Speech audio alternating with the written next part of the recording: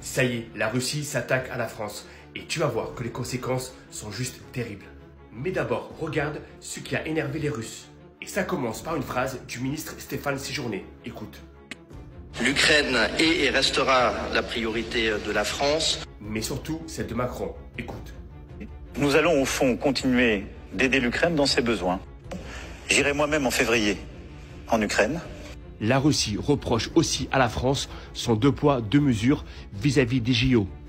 Et bien sûr, le point qui a tout fait basculer, la livraison d'armes.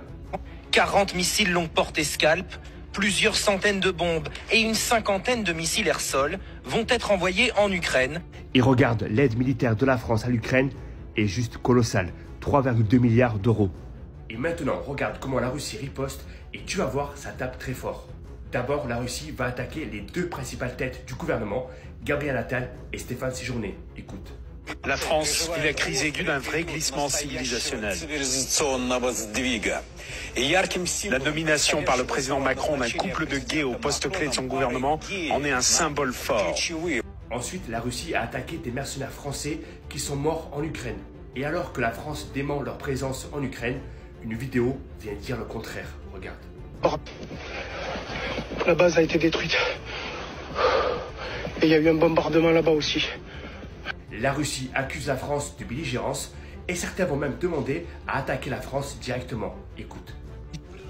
Macron fournit les tanks et nous n'avons qu'à frapper préventivement la France comme étant un belligérant de ce conflit.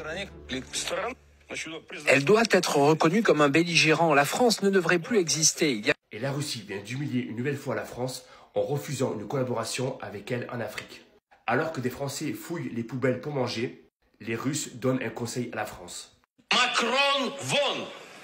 Твоя поддержка Украины привела к бедам, которые... Et la Russie a averti, si jamais l'Ukraine rentre dans l'OTAN, ça sera le début de la Troisième Guerre mondiale. Le face-à-face Russie-France ne fait que commencer. Allez, salut.